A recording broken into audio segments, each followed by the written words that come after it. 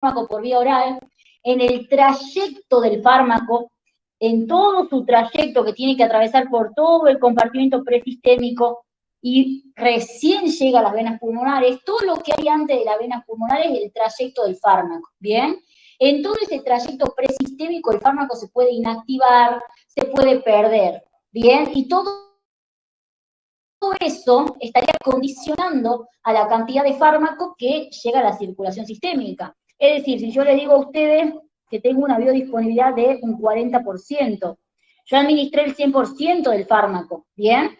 ¿Por qué tengo una biodisponibilidad del 40%? Porque durante todo su trayecto, todo el trayecto que tuvo que hacer antes de llegar a las venas pulmonares, es decir, durante su trayecto o su pasaje por el compartimento presistémico, el fármaco se perdió, ¿bien? Se perdió un 60% del fármaco, ¿sí? Entonces, todo esto que les estoy recordando es parte del concepto de biodisponibilidad. Por otro lado, ustedes saben perfectamente, ¿sí?, que hay dos tipos de volumen de distribución, el real y el aparente. El volumen de distribución real, recordemos que era el alcance o la llegada de los fármacos en todos los órganos y tejidos, ¿bien? En todos los órganos y tejidos a los que el fármaco lógicamente tiene acceso. Pero obviamente eso no se puede calcular. En otras palabras, chicos, yo no puedo calcular, presten atención a lo que les voy a decir, yo no puedo calcular la cantidad de fármaco en su sitio de acción. Eso es incalculable, ¿sí? Pero varios estudios demostraron que la cantidad de fármaco en su sitio de acción es directamente proporcional a la cantidad de fármaco en la circulación sistémica, ¿sí? O sea, hay estudios que se dieron cuenta que básicamente la concentración del fármaco en la circulación sistémica, ¿bien?, está directamente relacionada con la concentración de fármaco en su sitio de acción. Entonces, por eso se toma a la concentración plasmática para calcular la biodisponibilidad, ¿sí? Y acá otra cosa que les quiero decir, cuando yo hablo de sitio de acción, esto es un concepto más dinámico, lo veremos en las próximas clases. Cuando hablo de sitio de acción, hablo de la biofase, ¿bien? Es erróneo, ¿sí?, decir que la biodisponibilidad la medimos en la biofase. Eso está mal, chicos, por favor. En la circulación sistémica, recuerden, es incalculable la cantidad de fármaco en la biofase. En el sitio de acción yo no lo puedo calcular a eso. Entonces, calculando la concentración del fármaco en la circulación sistémica, yo me doy una idea de la cantidad de fármaco que va a haber en su sitio de acción. A mayor biodisponibilidad, mayor fármaco hay en su sitio de acción, y el fármaco lógicamente va a tener una acción más potente, ¿sí? Entonces, todo este preámbulo que les hice es para ir adentrándonos en el tema. Pero veamos cuál es el concepto largo, por así decirlo, de biodisponibilidad. Decimos que la biodisponibilidad es la fracción, ustedes vayan siguiendo conmigo la definición, es la fracción, esperen que agrandemos un poco esto, ahí sí. Es la fracción disponible de dosis administrada de un fármaco, ¿sí? Vamos analizando parte por parte. Fracción disponible de dosis administrada, es decir, de la dosis que yo administré, lo que me quedó disponible, ¿bien? Fracción disponible de dosis administrada de un fármaco que llega a la circulación sistémica, no biofase, chicos, circulación sistémica, ¿bien? De forma inalterada, en concentraciones óptimas y a una velocidad determinada, ¿sí? En otras palabras, la biodisponibilidad es el porcentaje de fármaco, ahí está abajo la definición, el porcentaje de fármaco, acá está en cantidad, digan porcentaje, que es la palabra que le gusta al doctor Alori. El porcentaje de fármaco que llega inalterado a la circulación sistémica. De un 100% de fármaco que yo administro, es decir, de la dosis administrada, ¿cuál es la fracción biodisponible? ¿Qué es lo que me quedó disponible después de ese trayecto por el compartimento presistémico? Eso es la biodisponibilidad. Y acá les doy un par de tips de los profesores. Al doctor Alori le gusta mucho que ustedes den esta definición de aquí abajo, ¿sí? Y que digan la palabra porcentaje, chicos, porque la biodisponibilidad se mide en porcentaje, ¿sí? Entonces sería el porcentaje de fármaco que llega a la circulación sistémica de forma inalterada. o que llega de forma inalterada a la circulación sistémica. Si yo fuera ustedes y estoy por rendir con Alori, digo esta definición y después digo, en otras palabras, podemos decir que, o sea, digo primero la definición larga, digo, es la fracción de dosis administrada de un fármaco que llega a la circulación sistémica inalterada en concentraciones óptimas y a una velocidad determinada. En otras palabras, podemos decir que es el porcentaje de fármaco que llega de manera inalterada a la circulación sistémica, ¿sí? Pero, o sea, digan siempre la definición larga, pero a Lori le gusta mucho que digan esta también, que aclaren. Esto de acá abajo es como una aclaración de la definición, ¿bien? No se olviden de la palabra porcentaje para Lori, por favor, ¿sí? Entonces ese es el concepto de biodisponibilidad. No es la cantidad de fármaco que llega a su biofase, porque ya sabemos que eso no lo podemos calcular, ¿sí? Eso es incalculable. Entonces vamos a tomar como parámetro lo que llega a la circulación sistémica. Ahora, chicos, esta diapositiva, por favor, no se la vayan a querer decir a cualquier doctor. Esta diapositiva es solamente para Lori. Solamente para Lori y solo si se las pregunta. Si no les preguntan, no lo dicen. ¿Bien? Entiendan eso, no le van a querer decir esto a la Cleaver, a la UNIA, porque no, los van a sacar volando del examen. Esto solamente es para el doctor Alori y si se los llega a preguntar. Si no se los pregunta usted, calladito, no digan nada. Bien, entonces, porque por ahí Alori toma biodisponibilidad y le dice que ustedes hablen del tema.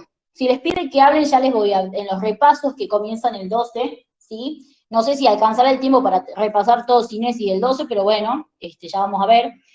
Pero les comento que el orden en el que van a seguir se los voy a dar en el repaso. Por otro lado, si no les pregunta tipo de biodisponibilidad, no dicen nada. Por ahí Alori pregunta tipos de biodisponibilidad, ¿sí? Pero es muy raro, o sea, les va a preguntar qué es la biodisponibilidad farmacéutica, por ejemplo, bien les puede llegar a preguntar, pero es muy difícil que lo llegue a tomar. Por las dudas se los doy, estos conceptos están en una cartilla viejísima de Alori, ¿sí? Ese es el único lugar en donde está, entonces, bueno, yo se los doy a ustedes, pero recuerden, no se lo den a otro doctor, ¿sí?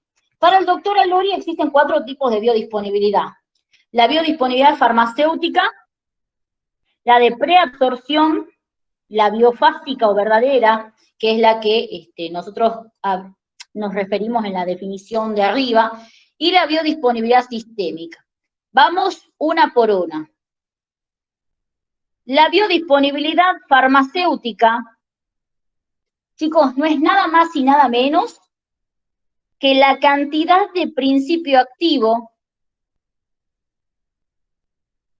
que es liberado de su forma farmacéutica. ¿Bien? La cantidad de principio activo que es liberado de su forma farmacéutica. Ustedes saben que, a ver, hay distintas formas farmacéuticas sólidas, por ejemplo, y van a haber algunas farmacéuticas que por su propia estructura, por su propia farmacotecnia, es decir, cómo están hechos, ¿no? La biodisponibilidad farmacéutica se va a ver alterada. Por ejemplo, en la píldora, ¿sí? Si vieron la clase de forma farmacéutica, recuerden que la píldora estaba formada por una masa adherente, ¿bien? Entonces, al principio activo le cuesta mucho liberarse de aquí, ¿bien? Y dijimos que la píldora se las trata de no utilizar tanto, ¿por qué? Y porque no se termina de desintegrar, no se termina de disgregar, perdón, ¿bien? Y el principio activo, lamentablemente, no se termina de liberar y se termina excretando por heces, ¿sí? Entonces, es muy importante que tengan este concepto en cuenta. Biodisponibilidad farmacéutica, la cantidad de principio activo que es liberado de su forma farmacéutica. Y lógicamente, ¿quiénes van a influir acá? La forma farmacéutica, chicos. Y obviamente, el medio ácido del estómago, ¿sí? Todo esto va a influir en la biodisponibilidad farmacéutica. Después tenemos la biodisponibilidad de preabsorción. En este caso, estamos hablando de la cantidad de principio activo que llega inalterado a su sitio de absorción. Cantidad de principio activo que llega inalterado a su sitio de absorción. Es decir, ¿cuánto del principio activo está disponible para que se pueda absorber? ¿Bien?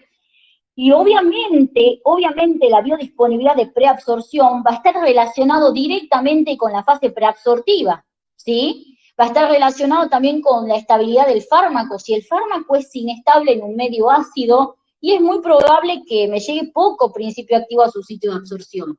Bien, entonces, la biodisponibilidad de preabsorción es la cantidad de principio activo que llega inalterado a su sitio de absorción, ¿sí? Y obviamente todo esto me va a condicionar a la velocidad de absorción y a la cantidad.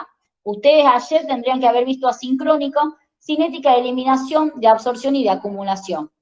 La clase de cinética de absorción es un video donde estoy yo, ¿sí? En la pizarra. Esa es la clase de cinética de absorción, por las dudas, si no la vieron en la clase que doy en la tablet, es ese videito, ¿sí? Son unos 10 minutos, así que no se olviden de verlo, ¿bien?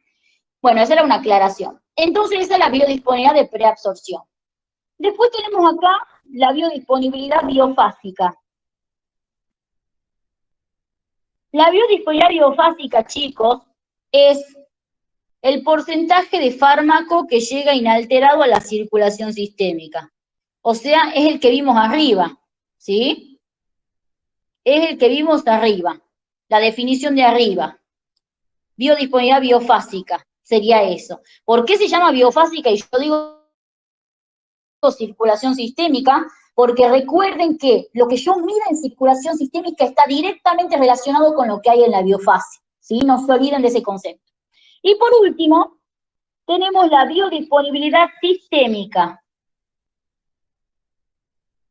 La biodisponibilidad sistémica, acá siguiendo este listado de conceptos, es el porcentaje del fármaco que se encuentra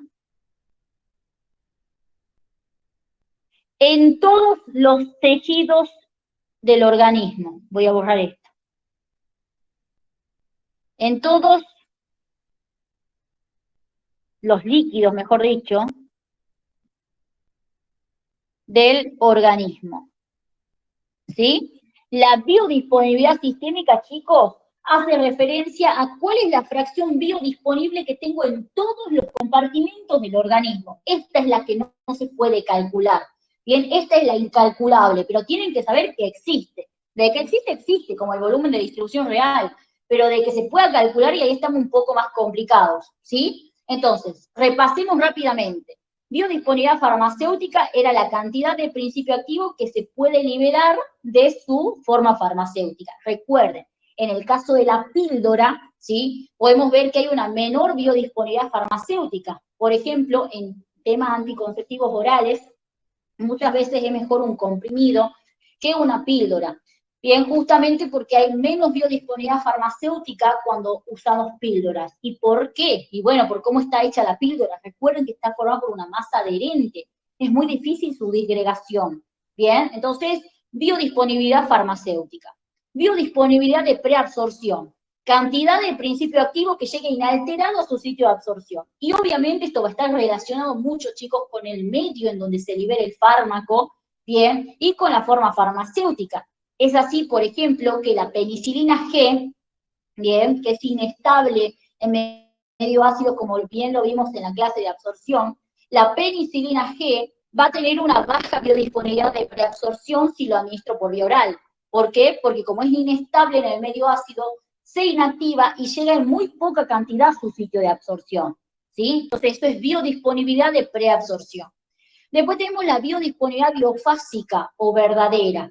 La biodisponibilidad biofásica es la definición que vimos arriba, la cantidad de fármaco que llega inalterado a la circulación sistémica, que ahora vamos a ver qué factores van a influir acá. Y la biodisponibilidad sistémica es el porcentaje de fármaco que se encuentra en todos los líquidos del organismo, ¿sí? Esta es la que yo no lo puedo calcular porque es muy difícil saber cuánto de fármaco hay en el líquido intravascular, en el intersticial y en el intracelular, ¿sí? Estamos complicados para calcular. ¿Está claro, chicos, las 4 biodisponibilidades que existen para el doctor Alori? Sí, Flor. Sí, Flor. ¿Sí? Recuerden, esto solo para Lori y solo si se los pregunta. Si no se los pregunta, ustedes se quedan con el concepto de biodisponibilidad biofásica, o sea, con este concepto nada más. ¿Sí? Si no les pregunta nada, ustedes mencionan este concepto y listo. ¿Bien? Ahora, Una vez que vimos biodisponibilidad, tenemos que ver qué factores influyen. Yo para eso no voy a usar las diapositivas porque les voy a dar un poquito más de contenido, ¿sí? Y las diapositivas están como medio cortito, ¿bien? Así que para esto voy a escribir, y ustedes, bueno, si quieren después les puedo pasar, voy a tratar de hacer una linda letra y después les paso el PDF, no hay ningún problema, ¿sí? Entonces, veamos. ¿Qué factores van a influir en la biodisponibilidad? Esto que estamos por ver ahora, chicos, es pregunta de examen de todos los doctores, es decir, ese es un tema también que lo preguntan todos, ¿sí? ¿Cuáles son los factores que intervienen en la biodisponibilidad? Con B larga, ¿bien? Perfecto. Entonces veamos, van a haber factores que dependen del fármaco, como por ejemplo la estabilidad química.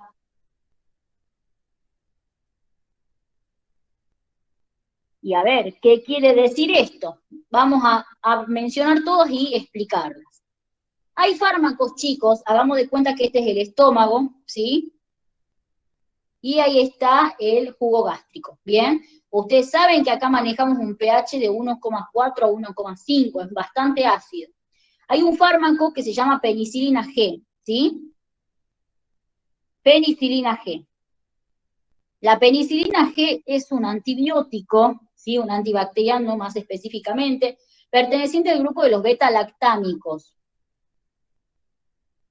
Por si les llega a preguntar la unidad un poquito más, la penicilina G lo que hace es inhibir la síntesis de la pared, ¿sí? Inhibe la síntesis de la pared de las bacterias, ¿bien? Ahora, la penicilina G es totalmente inestable en medio ácido.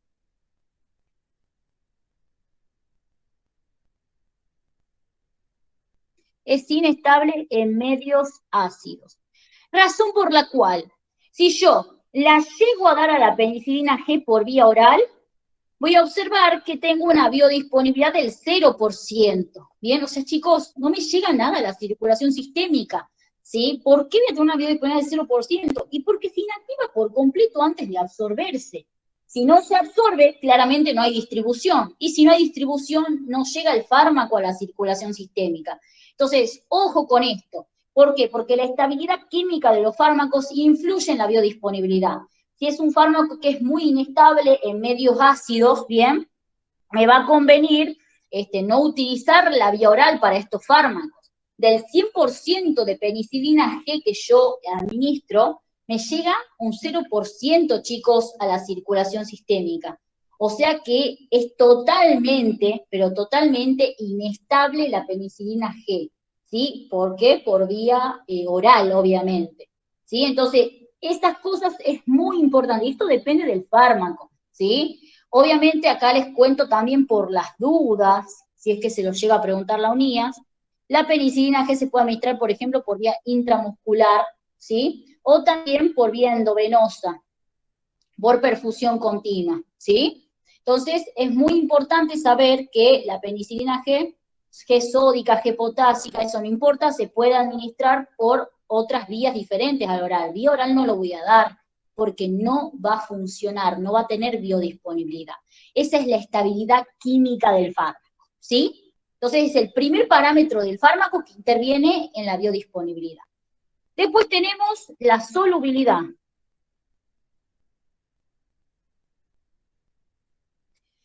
La solubilidad, ¿por qué? Porque la solubilidad está directamente relacionada con la absorción. Y aquí podemos mencionar, hagamos la membrana plasmática, un poquitito, la hagamos así. Estamos reciclando ejemplos, ¿sí? Ejemplos que ya vimos en clases anteriores. Ustedes saben que hay un grupo de antibióticos también, que son los aminoglucósidos. Los aminoglucósidos son fármacos que forman puentes de hidrógeno con el agua. ¿Qué les estoy queriendo decir?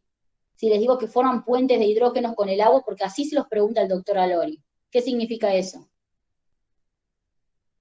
Que son hidrosolubles. Perfecto, muy bien, que son hidrosolubles, ¿sí? Entonces son fármacos hidrosolubles. Y no solamente eso, sino que además son de alto peso molecular. ¿Bien? Entonces, el aminoglucósido se le complica bastante atravesar la membrana plasmática, o sea, se le complica mucho la absorción. El aminoglucósido no se da por vía oral. Hay algunos nuevos aminoglucósidos que salieron, que se está probando su administración por vía oral, pero los aminoglucósidos no se dan por vía oral, ¿sí? De un 100% de aminoglucósido que yo administre, voy a tener una biodisponibilidad que vaya del 0 al 2%. O sea que solamente de un 0 a un 2% me va a llegar inalterada la circulación sistémica. ¿Pero por qué pasa esto? Porque el aminoglucósido no se puede absorber, es muy hidrosoluble y aparte tiene un alto peso molecular. Todo se termina excretando por heces después, ¿sí? Y quizá no se absorba nada o es muy poco lo que se absorba. Y por ende la biodisponibilidad va a ser muy baja, no me conviene a mí dar un aminoglucósido por vía oral, ¿sí? Entonces pasa lo mismo que con la penicilina, básicamente, ¿sí? En el caso de la penicilina habíamos dicho que no me convenía darla por vía oral. En el caso de los aminoglucósidos tampoco me conviene darla por vía oral porque se absorben poco, ¿sí? Y se pueden dar porque los aminoglucósidos, por si les llegan a preguntar, se pueden dar por vía endovenosa, ¿sí? Esa es la vía, la mejor vía para el aminoglucósido. Pueden algunos darse por vía intramuscular, pero solamente cuando la vía endovenosa esté contraindicada, ¿sí? Pero miren qué importante lo que estamos diciendo. No doy por vía oral el aminoglucósido porque va a tener de un 0 a un 2% de biodisponibilidad. Obviamente que, como les decía, hay nuevos aminoglucósidos que están siendo probados para poder administrarse por vía oral, ¿sí? Pero bueno, esto tienen que saberlo de esta forma, ¿sí? Lo otro no interesa. Entonces ya vamos viendo la estabilidad y la solubilidad. Por otro lado, chicos, la solubilidad va a estar relacionado con el primer paso hepático. El primer paso hepático habíamos dicho que era el metabolismo de primer paso que ocurre en el hígado, es decir, metabolismo presistémico que ocurre en el hígado. Como ustedes ya vieron en la clase de metabolismo, no solamente vamos a tener metabolismo presistémico en el hígado, podemos tener en todo el tubo digestivo, ¿bien? Pero cuando hablamos de fenómeno de primer paso hepático, hacemos referencia al metabolismo presistémico que ocurre en el hígado. Y acá viene una aclaración que pregunta siempre la doctora Unías. Ella pregunta, ¿hay fenómeno de primer paso solamente en el hígado? Y la respuesta es no, ¿sí? Puede haber en el tubo digestivo también, como bien lo vimos en la clase de metabolismo, ¿sí? Pero a ver, ¿qué tiene que ver la solubilidad con el primer paso hepático? Bueno, es bastante sencillo. Acá yo les dibujo un hígado, medio deforme, y acá otro. Acá está la vena porta, la hacemos así, y nosotros, ¿qué vamos a observar? Que, por ejemplo, el atenolol, esto es pregunta de Meuli también, y acá vamos a comparar con el propranolol. ¿Sí? Chicos, el primer paso hepático está directamente relacionado con un concepto que se llama extracción hepática. La extracción hepática hace referencia a cuánto de fármaco puede ingresar al interior de los hepatocitos, ¿sí? Porque una cosa es que el fármaco atraviese por el hígado, por ejemplo, el atenolol. Si se administra por vía oral, claramente va a pasar por el hígado, eso es inevitable. Pero el atenolol, les comento, acá está saliendo por la vena cava inferior, el atenolol no tiene extracción hepática.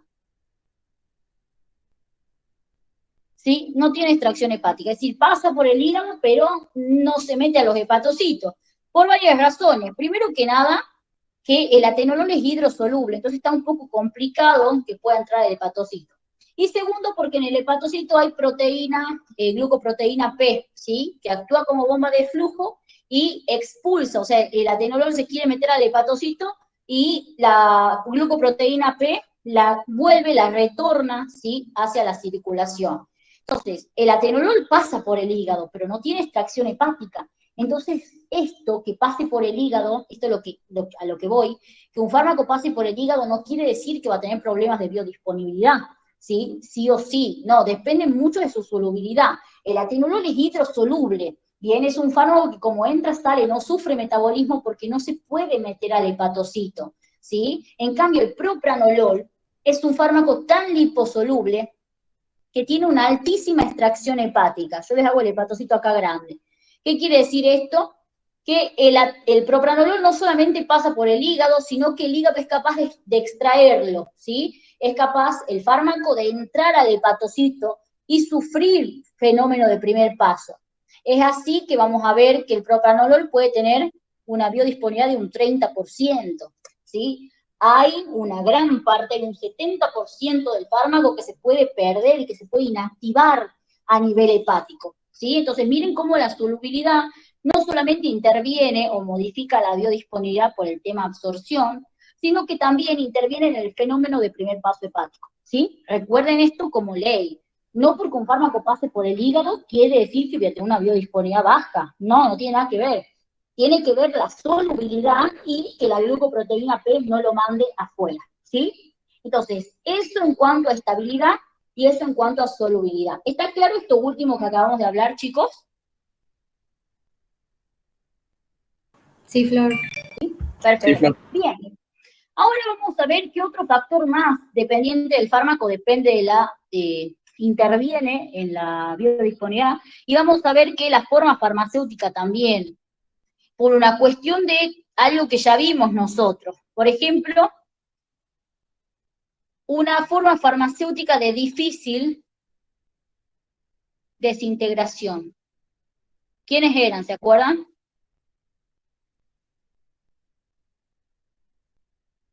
La píldora. Píldora. Muy bien. La píldora, recuerden cómo estaba formada la píldora, está formada por una masa adherente, ¿bien? Que se desintegra o se disgrega muy lentamente en el tubo digestivo y que a medida que pasa el tiempo se va endureciendo. Es decir, que llega un momento en que ya no se puede liberar más principio activo de acá. ¿Por qué? Porque se endureció. ¿Sí? Entonces recuerden, yo les hago un dibujito de la píldora acá, está en el tubo digestivo, está formado por una masa adherente, eso quiere decir que demora añares más o menos, ¿sí? En liberarse, el principio activo demora muchísimo en liberarse, ahí podemos ver cómo se va liberando de a poquito, pero lamentablemente, mientras más demora el principio activo en liberarse, chicos, esto lo que me va quedando acá se va endureciendo, ¿sí? Recuerden la clase de formas farmacéuticas. Esto se va endureciendo. Y obviamente que llega un momento en que ya no se puede seguir disgregando. ¿Por qué? Porque se endureció esta masa. ¿Bien? Y esto, que me quedó esto restante, que tiene fármaco en su interior, termina eliminándose por heces. ¿Bien? Entonces, la forma farmacéutica también tiene que ver en la biodisponibilidad. Recuerden, si tengo una forma farmacéutica de difícil desintegración, la biodisponibilidad va a ser menor, lógicamente, porque va a ser menor la cantidad de fármaco que se absorbe, ¿sí? Por otro lado, en las formas farmacéuticas también está la relación que existe, acá les pongo, la relación con la fase preabsortiva, ¿sí? La relación con la fase preabsortiva. Ustedes saben, por ejemplo, que una cápsula blanda, bien, comparando con una cápsula dura, una cápsula blanda tiene una menor fase preabsortiva, es decir, que tiene una mayor velocidad de disolución, bien, y por ende tiene una mayor velocidad de absorción. En cambio, la cápsula dura tiene una mayor fase preabsortiva, es decir, demora más todo el tema de la liberación. Por ende, tiene una menor velocidad de disolución y por ende una menor velocidad de absorción, ¿sí? En este caso podemos decir que la cápsula blanda va a presentar mayor biodisponibilidad que la cápsula dura. Bien, este va a tener menor biodisponibilidad. ¿Y qué forma farmacéutica tendrá más biodisponibilidad que la cápsula blanda? ¿Quién me puede decir? En cuanto a relación con la fase preabsortiva. Un jarabe. Muy bien, un jarabe, perfecto. Un jarabe va a tener incluso mayor porque va a ser mucho más rápida su velocidad de disolución en comparación a la cápsula blanda, ¿sí? Y aquí no nos olvidemos de una de las primeras clases de farmacocinesis, que es el tema de la liberación, que esa era una clase que la tenían que ver asincrónica, que ustedes saben perfectamente que existen formas farmacéuticas con cubierta entérica.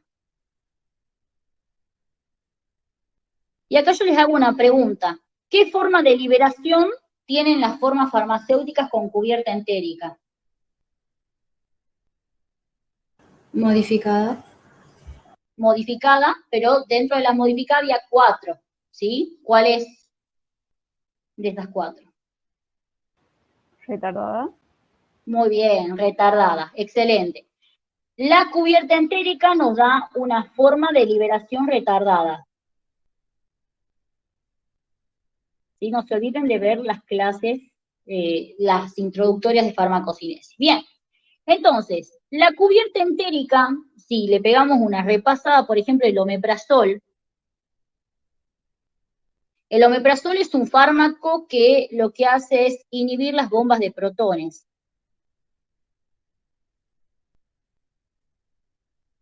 De esta forma, el omeprazol tiene un efecto antiácido, no una acción antiácida, un efecto antiácido, ¿bien? Ahora, curiosamente, el omeprazol, así como es un fármaco que me puede reducir la acidez gástrica, es súper inestable, chicos, en medio ácido. O sea que el omeprazol sí o sí se tiene que administrar con cubierta entérica.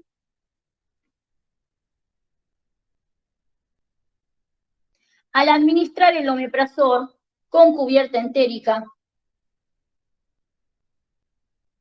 yo me aseguro que el omeprazol llegue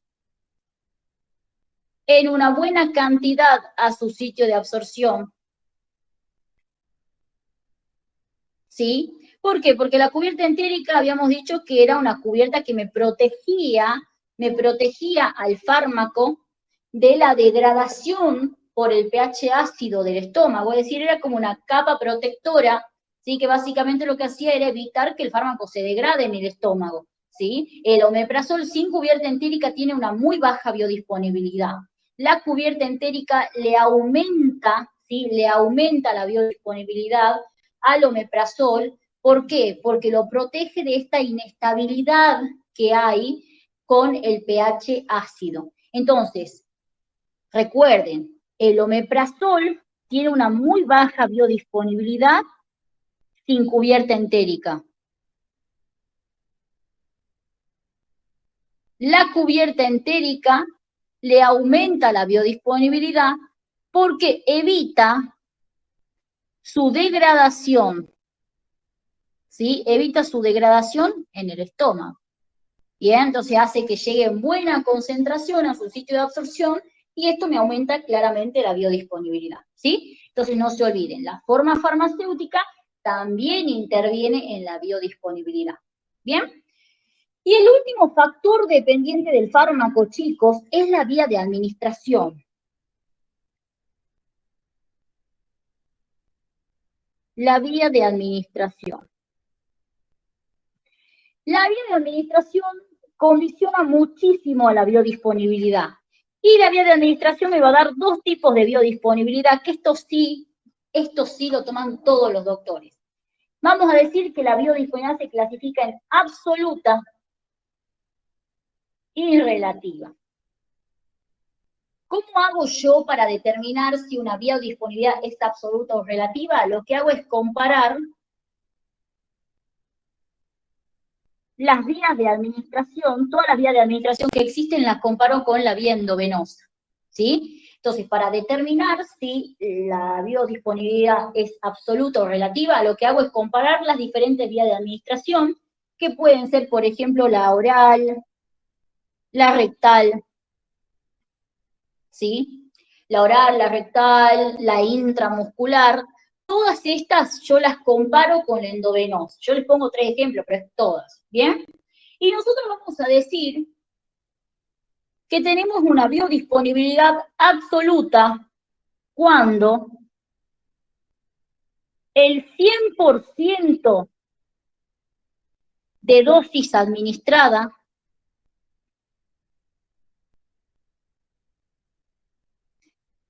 llega inalterado o inalterada a la circulación sistémica.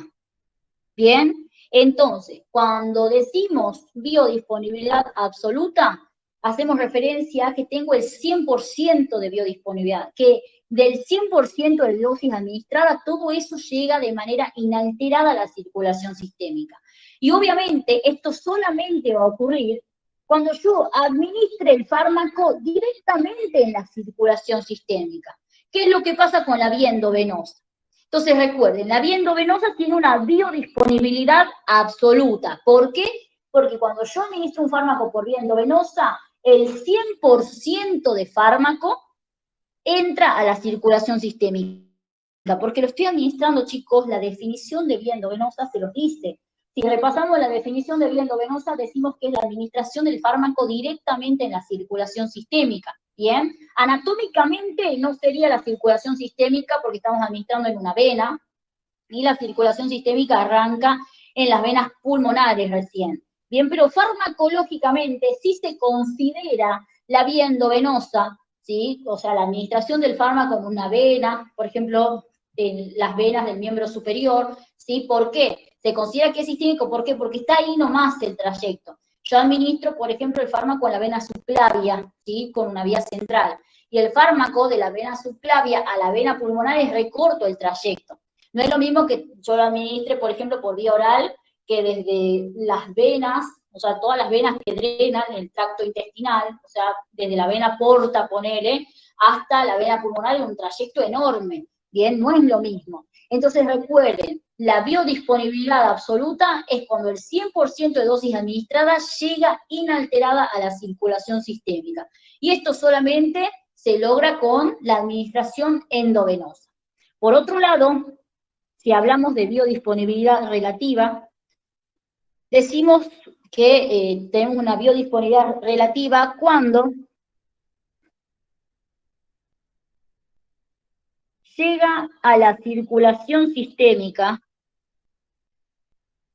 o le pongamos así mejor, cuando tras la administración de un fármaco por una vía diferente a la endovenosa, llega a la circulación sistémica menos de un 100% de principio activo inalterado.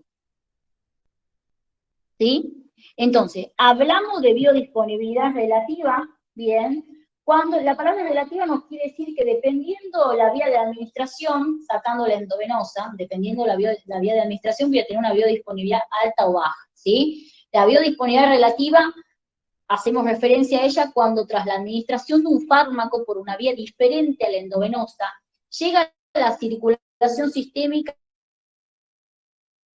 menos de un 100% de principio activo inalterado, ¿sí? Llega un porcentaje menor al 100% también. Recuerden que si está el doctor Alori, en vez de decir llega menos de un 100%, digan llega un porcentaje menor al 100%. Es como que le gusta mucho esa palabra, así que ustedes utilícenla, ¿sí? Entonces, biodisponibilidad relativa, chicos, es cuando usamos una vía de administración diferente a la endovenosa, es decir, si yo les digo, recuerden que en los repasos de CINESI vamos a, bueno, tenemos el repaso y van a tener cuestionarios múltiples choice, los exámenes orales.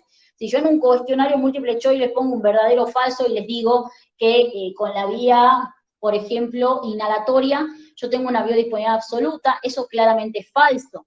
Todas las vías que no sean la endovenosa van a tener una biodisponibilidad relativa, ¿sí? Entonces, no se olviden de esto. Estos dos conceptos son súper importantes. Si les preguntan, y acá quiero una aclaración, si les preguntan cómo se clasifica la biodisponibilidad o qué tipos de biodisponibilidad hay, ustedes dan estos dos, ¿sí? Vieron que nosotros arriba teníamos, o sea, con cualquier doctor, a nosotros arriba, para Lori, dijimos que hay otros tipos de biodisponibilidad, pero eso se lo van a decir solamente si él les pregunta qué es la farmacéutica, qué es la de biofase, solo si se los pregunta. ¿sí? Cuando Alori estuvo tomando tipos de biodisponibilidad en la última mesa, quería la absoluta y la relativa, ¿bien? Que está relacionada con la vía de administración, ¿sí? ¿Está claro, chicos, los factores que dependen del fármaco? Lo de absoluto y Flor, relativo. Flor, Sí, escucha, ¿cómo habías dicho que para quién, yo decía, para Lori era los cuatro tipos que vos me habías dicho que habías hablado hace rato? Y estos dos, ¿a quién le mira, decía yo? acá yo se lo voy a escribir. Para todos los doctores, en realidad, acá voy a poner, para todos los doctores, si les preguntan tipos de biodisponibilidad, todos, incluyendo a Lori. Para todos tienen que hablar de la absoluta y de la relativa. Ahora, si a Lori les pregunta qué es la biofásica, qué es la de preabsorción, ahí sí los dice, él se los va a preguntar así, él cuando lo toma, a este tema que no lo toma hace años honestamente, lo pregunta qué es la biofásica, qué es la preabsortiva. Pero si el doctor Alori o cualquiera les pregunta cuáles son los tipos de biodisponibilidad, ustedes van a hablar de la absoluta y de la relativa. Los otros no existen, al menos que se los pregunten con el nombre. ¿Está claro? Sí, Flor, gracias. ¿Sí? Perfecto. ¿Está claro cómo, o sea, las definiciones de absoluta y relativa, chicos? Alori estuvo gomeando por esos dos conceptos, Flor, así que sí. ¿qué pasa con la vía intraarterial?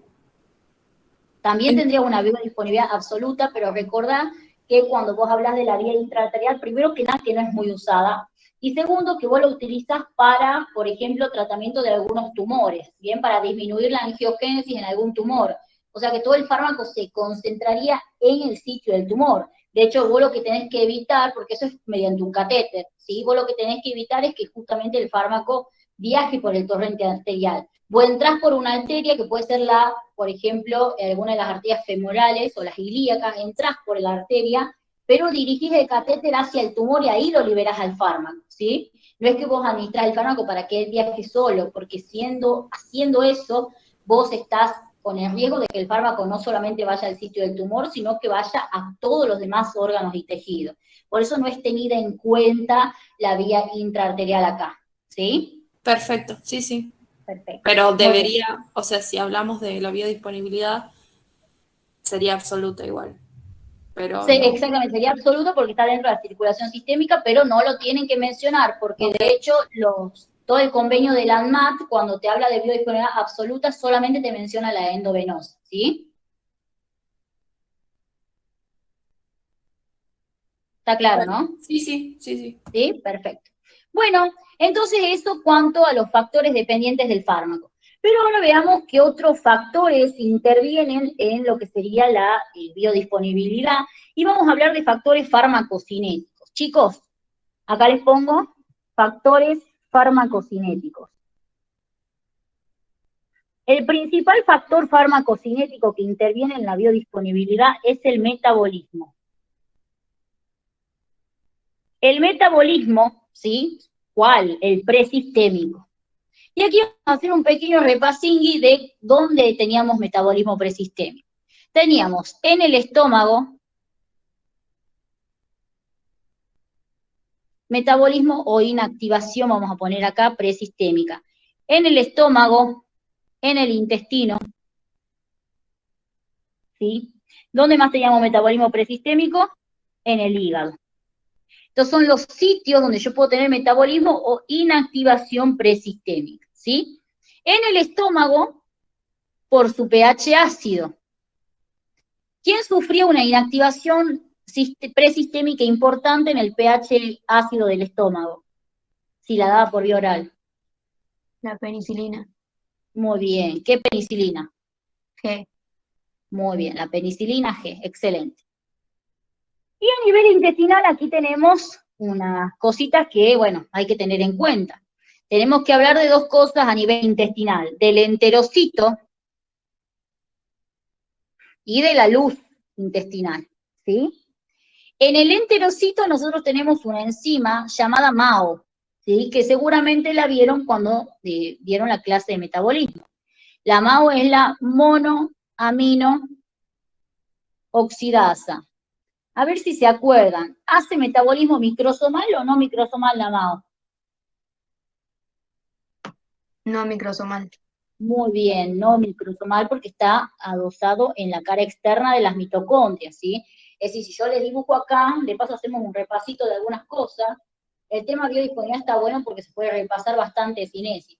Acá va a estar la mitocondria que parece una bacteria, ¿sí? Y la MAO está adosada a su cara externa. Cuando yo hablo de metabolismo microsomal, es el metabolismo que ocurre en el retículo endoplasmático liso. Bien, todo lo que ocurra fuera del retículo endoplasmático liso se llama metabolismo no microsomal. Bien, no se olviden de eso. Como la MAO se encuentra en la mitocondria, obviamente va a ser un metabolismo no microsomal, ¿sí? Ahora, la MAO es una enzima que tiene mucha afinidad, ¿sí?, en cuanto a su estructura química por las catecolaminas. En otras palabras, la MAO destruye a las catecolaminas. Y supongamos que yo administre por vía oral noradrenalina, adrenalina o dopamina, ¿sí? Estas son catecolaminas, ¿bien? Estas de acá son catecolaminas. Yo las administro por vía oral y hasta acá no hay ningún problema. El tema es que cuando tengan que atravesar la pared intestinal, ¿sí?, en su pasaje por el enterocito, van a ser destruidas por la MAO, ¿bien?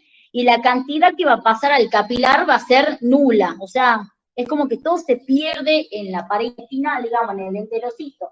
Muy poca cantidad, casi nada, ¿sí? Creo que era de un 0,3% de biodisponibilidad, para que se den una idea. Casi nada de fármaco pasa al capilar, chicos, o sea que no hay absorción casi. ¿Sí? ¿Por qué? Porque dijimos que el fármaco se va a destruir durante su pasaje por el enterocito, no va a llegar a la luz del capilar, ¿bien? Entonces, la noradrenalina, la adrenalina y también la dopamina son fármacos que no se pueden dar por vía oral porque son destruidos, acá les pongo no por vía oral, porque son destruidos por la MAO intestinal, ¿sí? Por otro lado, en el intestino, en la luz, tenemos también las peptidasas. ¿Sí? Son enzimas que destruyen a cualquier fármaco de origen peptídico. ¿Bien? Acá les pongo, destruyen, esto ya lo vieron, el metabolismo presistémico, pero lo repasemos, a fármacos que obtienen origen peptídico. ¿Cómo ser, por ejemplo, la insulina? Razón por la cual la insulina tampoco se puede dar por vía oral, ¿sí? Porque va a ser destruida en las peptidasas. ¿Alguien se acuerda en qué organela se encuentran las peptidasas? Está en el retículo endoplasmático liso, primero que nada, ¿sí o no?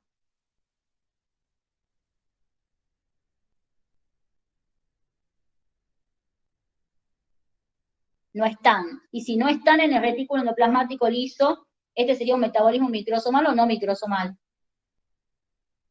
No microsomal. No microsomal. Bien, entonces acá vamos integrando algunos conceptos. Recuerden que para los repasos, para el repaso de cinesis, que es el jueves, chicos, tienen que tener estudiado, ¿no?, el módulo, porque si no, no lo van a poder aprovechar. Y también la idea es que saquen las dudas que tengan, ¿sí? Bien, volviendo al tema, entonces, en estómago e intestino, todo esto que venimos viendo nos perjudica la biodisponibilidad. Y obviamente en el hígado, que ya lo mencionamos un poco arriba. Así que lo vamos a nombrar rápidamente acá. La extracción hepática.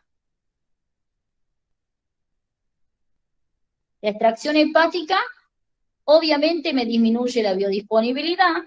¿Y quién lo puede sufrir a esto? El propranolol, como vimos arriba.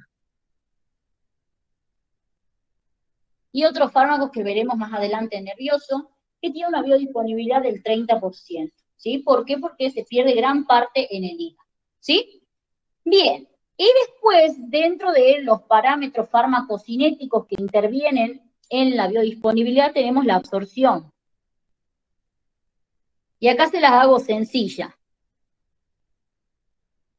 A menor velocidad de absorción, menor biodisponibilidad. Y esto tiene una explicación. Si el fármaco se absorbe muy lentamente, si demora mucho en absorberse, está expuesto, chicos. ¿A qué?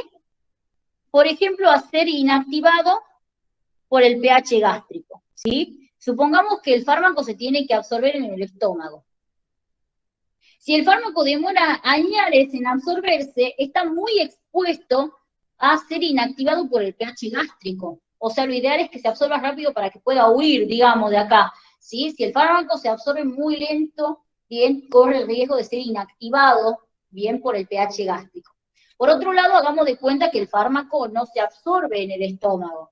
Hagamos de cuenta que se absorbe en el intestino. ¿Sí? En el intestino. Si se absorbe en el intestino y demora muchísimo en absorberse, el fármaco se puede terminar excretando por heces, ¿sí? ¿Por qué? Porque demora un montón en absorberse y el paciente ya tiene ganas de hacer del 2, ¿bien? Entonces, ¿qué es lo que va a pasar? Va a terminar defecando el fármaco y no se va a absorber por completo. Todo esto que le estoy diciendo disminuye la biodisponibilidad, ¿no?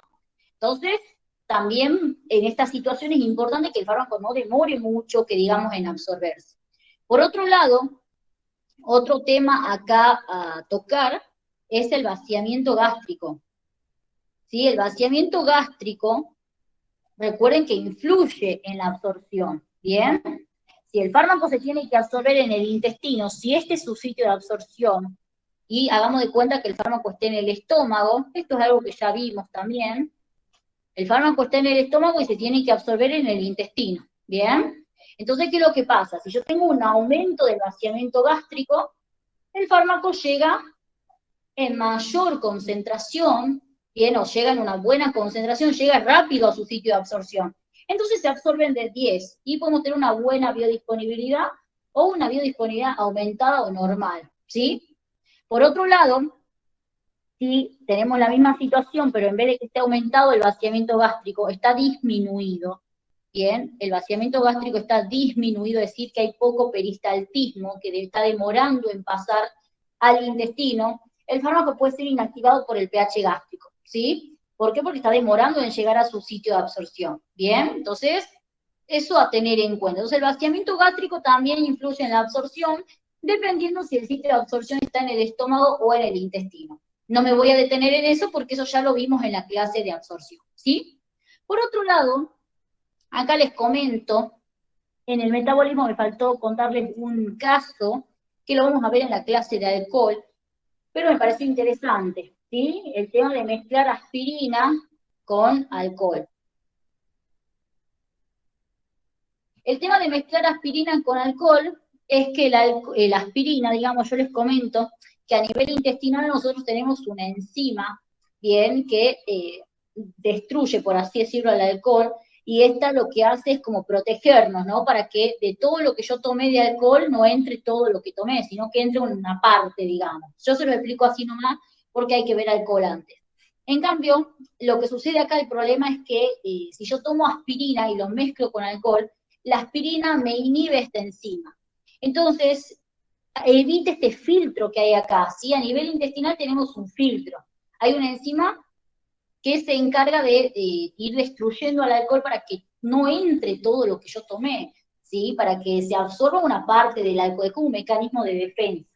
La aspirina inhibe esta enzima. Entonces, acá lo que les voy a decir con simples palabras, porque no quiero meterme mucho en el tema, eso lo veremos en la clase de alcohol, es que la aspirina puede aumentar la biodisponibilidad del alcohol, ¿sí? Y eso entraría en metabolismo. Hay otros fármacos que no se pueden combinar con alcohol porque me puede aumentar su biodisponibilidad, como la ciclosporina,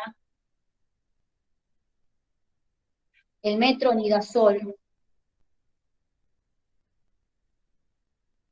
y el disulfiram. El disulfiram, ¿sí? Aumenta la biodisponibilidad del alcohol, pero el disulfiram sí se da con alcohol. Y de hecho el disulfiram es un fármaco que se da para evitar o para, no para evitar, sino para disminuir la adicción al alcohol, ¿sí? En los alcoholistas crónicos no siempre se da eso, ¿no? Porque tiene un montón de complicaciones que las veremos más adelante, pero bueno, estos son fármacos que pueden aumentar la biodisponibilidad. ¿Por qué se los doy al ejemplo? Porque hasta ahora venimos viendo en metabolismo que todas situaciones que me inhiben, ¿no? La biodisponibilidad. Bueno, acá les comento situaciones en donde puede estar aumentada la biodisponibilidad, que son estos fármacos mezclados con el alcohol, ¿sí? Bien, entonces esto en cuanto a absorción y a metabolismo. Por otro lado, también podemos decir que hay otros pasos de la farmacocinesis que pueden interferir, digamos, con la biodisponibilidad. Yo acá les hago una recomendación. Ustedes mencionen siempre el metabolismo y la absorción, ¿sí? En realidad, si les soy muy honesta y si tienen que hablar de los factores que intervienen en la biodisponibilidad, mencionen todos los que vimos en los dependientes del fármaco, y cuando hablen de los fármacos cinéticos, hablen del metabolismo nada más. Si les preguntan ¿y qué más? Mencionan la absorción, ¿sí? Y si les preguntan ¿y qué más? Van a mencionar la distribución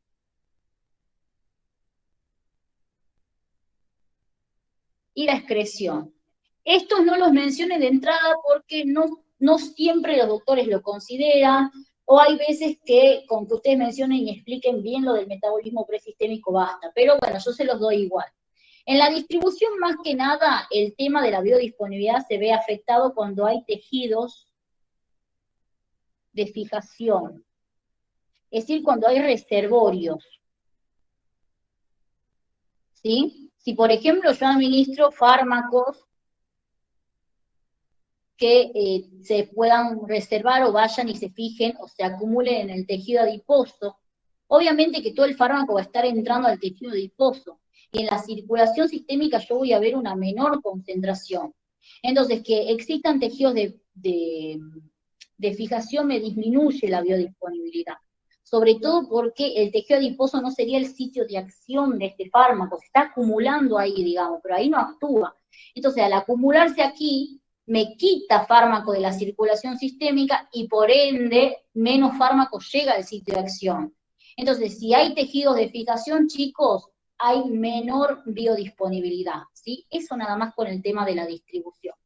Y con el tema de la excreción, si vieron la clase de excreción, está más que nada relacionada a la velocidad de excreción, ¿sí?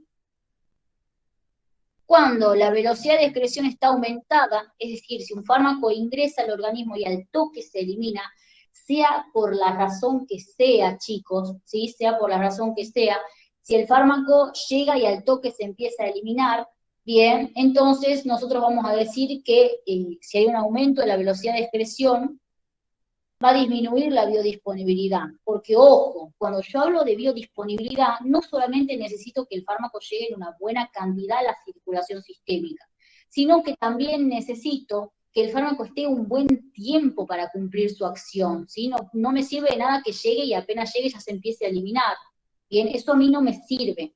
Entonces, obviamente, eso va a influir negativamente en la biodisponibilidad. Con el tema de la distribución y la excreción, como les digo, muchas veces los doctores ni lo preguntan o no lo tienen en cuenta. Entonces ustedes cuando hablen de los factores farmacocinéticos mencionen los del metabolismo, ¿sí? Y de paso así también dejan para que les hagan pregunta y qué más, entonces ustedes saben qué responder. Bien, eso es una forma también, como les digo yo a los chicos, que lo vamos a ver en los repasos, de saber rendir farmacología, ¿sí? Entonces ustedes dejen esos dos por si se los llegan a preguntar. Si no se los preguntan, no lo dicen, ¿bien? Entonces, esos son los factores farmacocinéticos y cómo pueden influir en la biodisponibilidad. ¿Está claro esto? ¿Tiene alguna duda? Todo bien. Bien, perfecto. Y por último, factores fisiopatológicos. Vamos acá. O factores patológicos.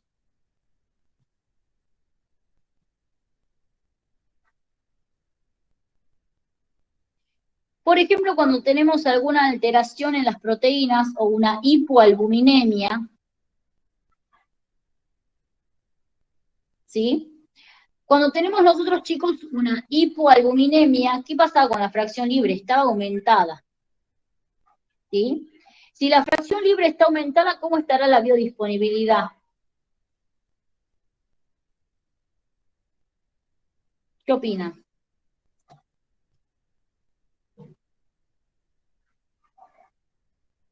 ¿Qué era la fracción libre?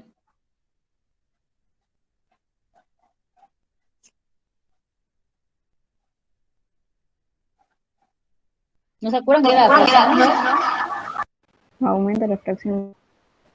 Perfecto, está aumentada la fracción libre. Recuerden que la fracción libre era la fracción capaz de acceder a los tejidos para ejercer la acción. Si está aumentada la fracción libre, obviamente va a estar aumentada la biodisponibilidad, ¿sí? Ojo que no porque la biodisponibilidad esté aumentada quiere decir que es algo bueno, ¿no? Acá podemos tener ya efectos tóxicos, ¿bien? Hay que tener en cuenta eso. Por otro lado, si tenemos una alteración en el pH de los jugos digestivos, bien, si tenemos una hipersecreción ácida, por ejemplo, podemos ver que varios fármacos se van a ver perjudicados, ¿bien? Los fármacos pueden inactivarse en el estómago. En estos pacientes, por lo general, me conviene administrar en otra vía, utilizar otra vía, o bien utilizar un fármaco con cubierta entérica, ¿sí? Acá la biodisponibilidad estaría disminuida, lógicamente. Y con el tema del embarazo, lo único que tienen que saber es que cuando una persona está embarazada, hay un compartimento extra, ¿sí? Que es el compartimento fetal. Y esto es importante, ¿por qué? Porque quiere decir que el fármaco no solamente, o sea, el fármaco lo toma, ¿sí? La madre, bien, pero el fármaco, si tiene las características, puede pasar al compartimento fetal. Esto quiere decir que el fármaco no solamente se va a encontrar en la circulación sistémica materna, sino que además se va a encontrar en la circulación fetal si es que cumple con las características. ¿Qué características tenía que tener un fármaco para pasar a la circulación fetal? ¿Se acuerdan? Lo vimos en una clase. En cuanto a su pH, ¿básico o ácido? Básico. Bien. ¿Y solubilidad?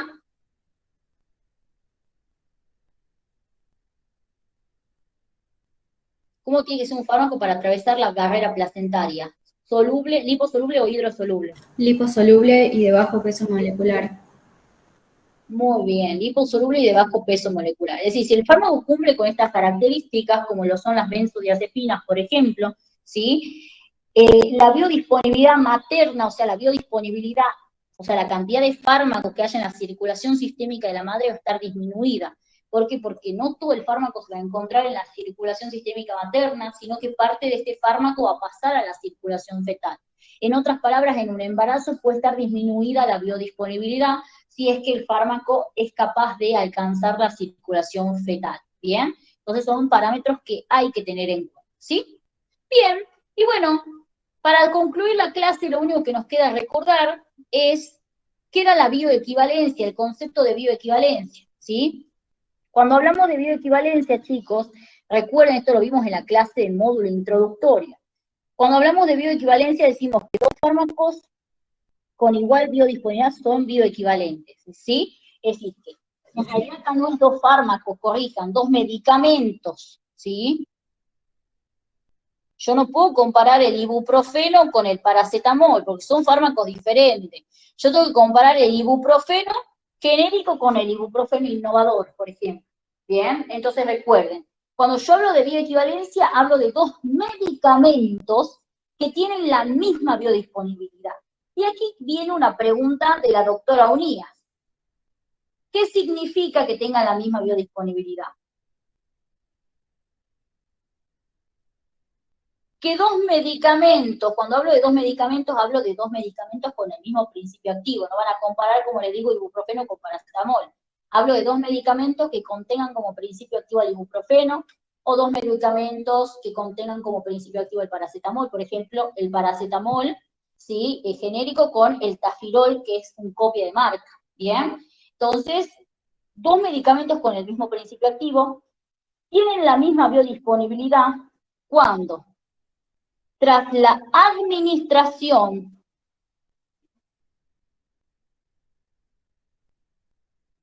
de dosis iguales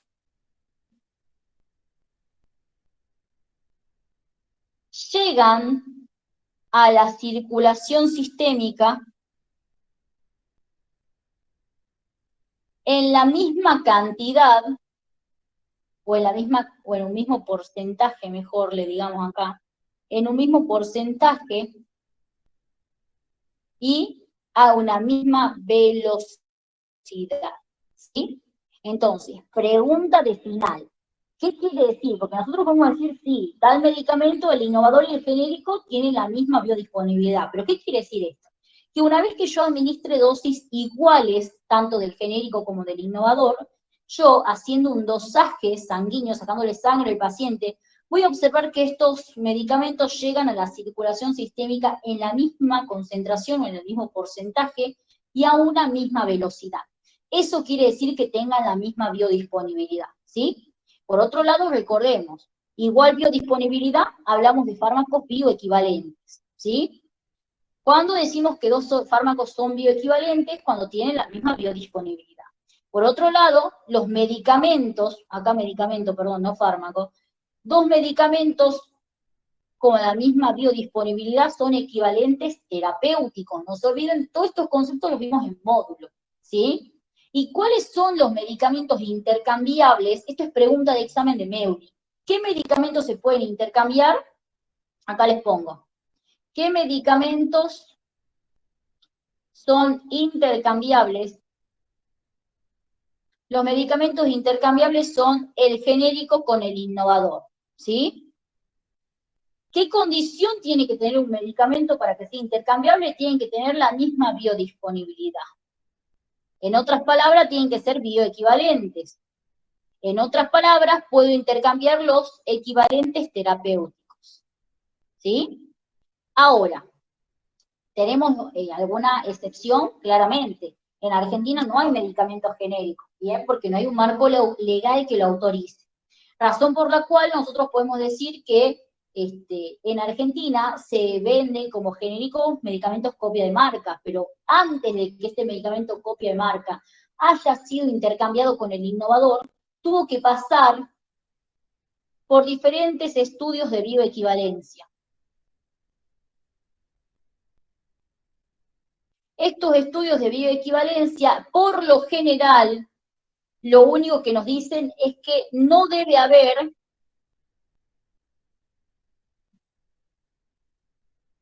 una diferencia mayor al 20% entre el copia de marca y el innovador. En otras palabras, los estudios de bioequivalencia, chicos, son una serie de estudios que comparan las biodisponibilidades, ¿sí? Y lo que te dice es que, como patrón o como regla general, las biodisponibilidades del copia de marca y del innovador no tienen que ser, no tiene que haber una diferencia superior al 20%, ¿bien? Ese es lo general. Pero existen varias reglas, hay como, no sé, 10 reglas. Las que ustedes tienen en el programa son las reglas 75, 75 y 80-20, ¿sí?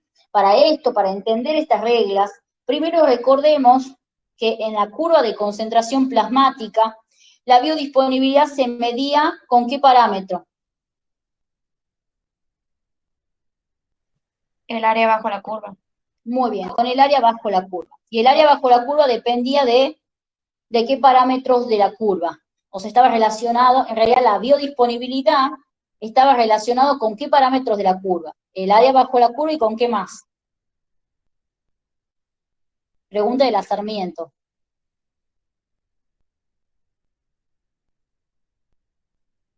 ¿Con qué Con la parámetros? concentración máxima. Bien, ¿y con qué más?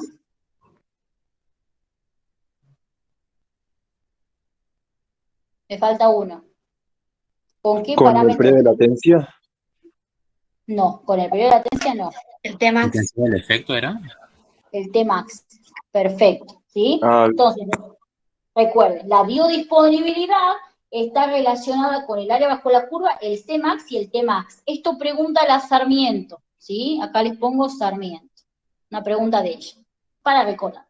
Entonces, ¿qué nos dicen las reglas 75, 75 y 80-20 que la tienen en el cielo, pero por ahí eso es medio confusa, ¿sí? Estas reglas son cortitas, básicamente nos dicen, o nos hablan, no sé si ya copiaron esto, igual ahora bien termine la clase, les paso un PDF de biodisponibilidad de la ANMAT, ¿sí? Que tiene gran parte de las cosas que vimos hoy acá. Y de ahí lo tienen que, o sea, de la clase, estudian la clase y leen ese PDF y listo con biodisponibilidad, ¿sí? Entonces, a ver, borremos esto y expliquemos ¿qué es la regla 75-75 y la 80-20? Son dos reglas que comparan biodisponibilidades, ¿sí? Como parámetro general. Comparan biodisponibilidades. ¿De quién? Del medicamento copia de marca y del medicamento innovador. Es decir que, ya que yo sé que el innovador y el copia de marca no tienen la misma biodisponibilidad, para intercambiarlos tengo que cumplir con ciertas reglas. En otras palabras, la biodisponibilidad tienen que ser parecidas, ¿sí? Pero según la regla que establezcamos. La 75-75 es una regla que nos dice que el medicamento en estudio, que sería el copia de marca en este caso, ¿sí? Tiene que tener una biodisponibilidad mayor al 75% y menor al 125%. En otras palabras, nos dice que el área bajo la curva, acá en azul les hago al medicamento copia de marca o al medicamento en estudio, y en rojo les hago al innovador. La regla 75-75 nos dice que la biodisponibilidad o el área bajo la curva, ¿sí?, del medicamento en estudio tiene que ser mayor al 75%, pero menor al 125% del medicamento innovador. En otras palabras, yo les voy a hacer acá el medicamento innovador. Ese va a ser la curva, ¿no? Esto, todo lo que está abajo es el área bajo la curva.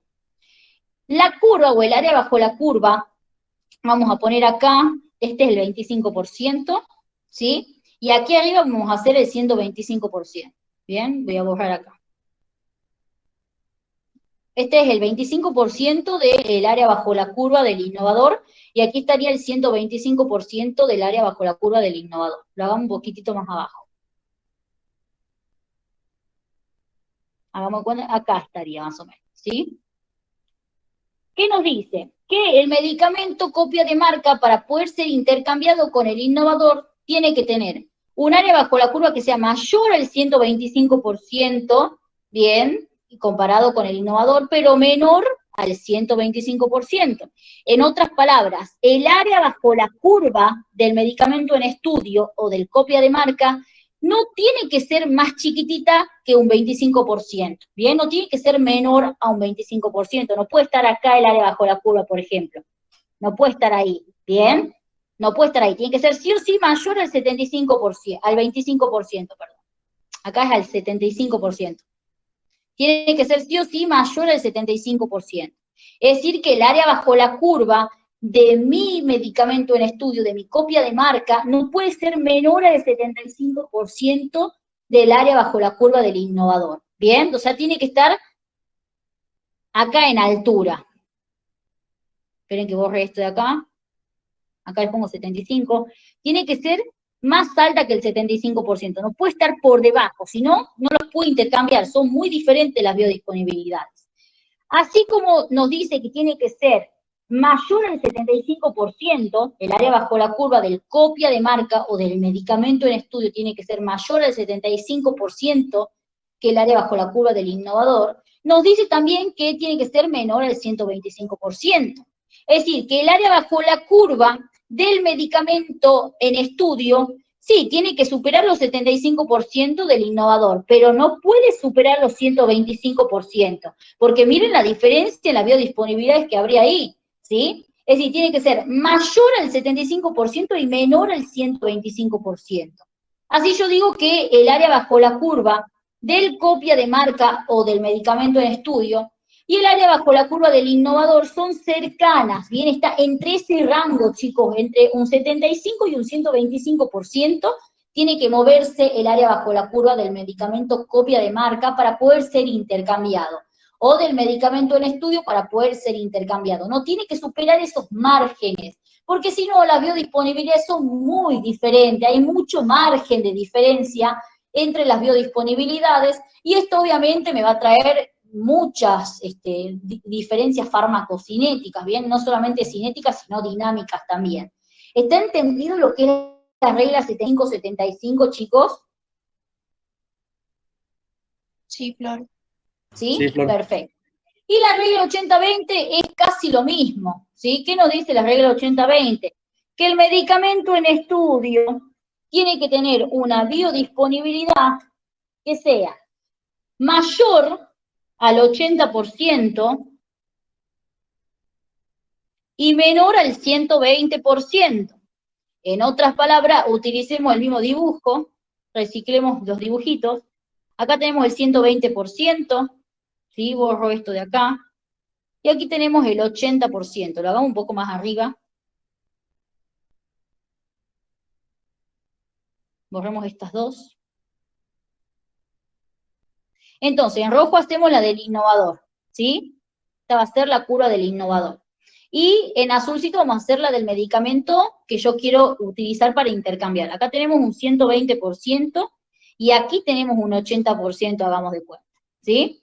Entonces, cuando yo quiera comparar el área bajo la curva del medicamento copia de marca o del medicamento en estudio y del innovador, yo lo que tengo que asegurarme es que el área bajo la curva sea mayor al 80% del innovador, claramente, pero que no supere los 120%, es decir, que sea menor al 120%. De ahí yo me aseguro que hay una diferencia chiquitita, bien, entre las biodisponibilidades. Es lo mismo que la 75-75, pero con otros valores, ¿bien?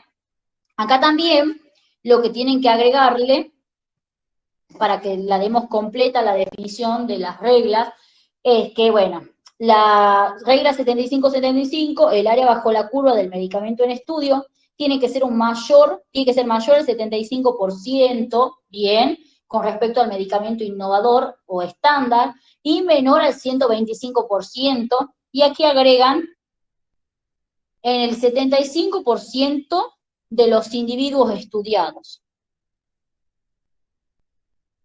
¿Qué quiere decir esto? Que tiene que haber esa diferencia que mencionamos anteriormente, tiene que haber esta diferencia entre las curvas, ¿sí?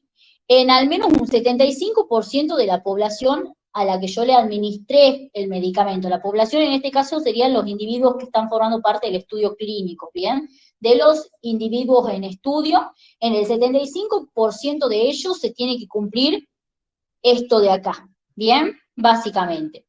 Y la regla 80-20, bueno, nos dice lo mismo, que el medicamento en estudio tiene que tener un área bajo la curva que sea mayor al 80% y menor al 120% respecto a las medidas del medicamento innovador o estándar, ¿sí? Y aquí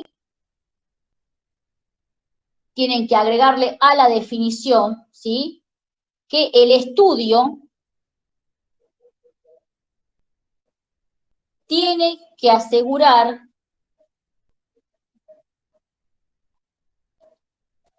por lo menos, el estudio tiene que asegurar por lo menos un 80% de probabilidades de detectar diferencias. En otras palabras, el estudio que yo diseñe para comparar estos medicamentos tiene que ser un estudio tan bueno que tenga la probabilidad de un 80% de detectar diferencias importantes si es que las hubiera, ¿sí? Eso es como un adornito de la regla, ¿bien? Eso como definición así posta, digamos, definición punto y coma. Lo que a mí me interesa es que ustedes entiendan para qué sirve, ¿sí? Entonces, todos los estudios de bioequivalencia se hacen a los medicamentos nuevos para compararlos con uno estándar, con uno innovador. Bien, recuerden que los genéricos no necesitan estos estudios, si bien sí se les hace a los genéricos estudios de bioequivalencia, se les hace, bien, pero por lo general no presentan diferencias. ¿Por qué? Porque es lo mismo que el innovador, pero sin la patente. En cambio, los medicamentos copia de marca, ¿sí? Son medicamentos que son equivalentes farmacéuticos con respecto al innovador, es decir, que no tienen la misma biodisponibilidad y que por reglamento no serían intercambiables, al menos que yo los someta a estudios de bioequivalencia para averiguar cuánto es la diferencia entre las biodisponibilidades. Más allá de las reglas, recuerden que lo ideal es tener un 20% de diferencia entre biodisponibilidad del innovador y del copia de marca.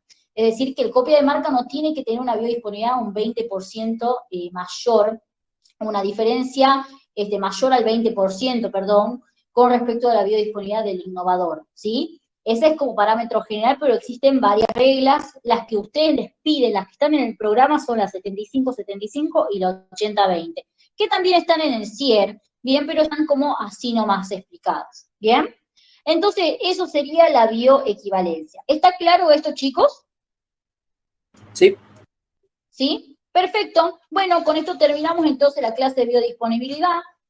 La que está en el Drive tiene, o sea, la que está en el Drive es vieja, no sé si alguien la grabó esta clase, no sé si Vale la grabó. No sé si está Valentina conectada. Vale, sí, sí estás. No sé si la pudiste grabar a la clase, o si alguien la pudo grabar. Si no, bueno, no importa.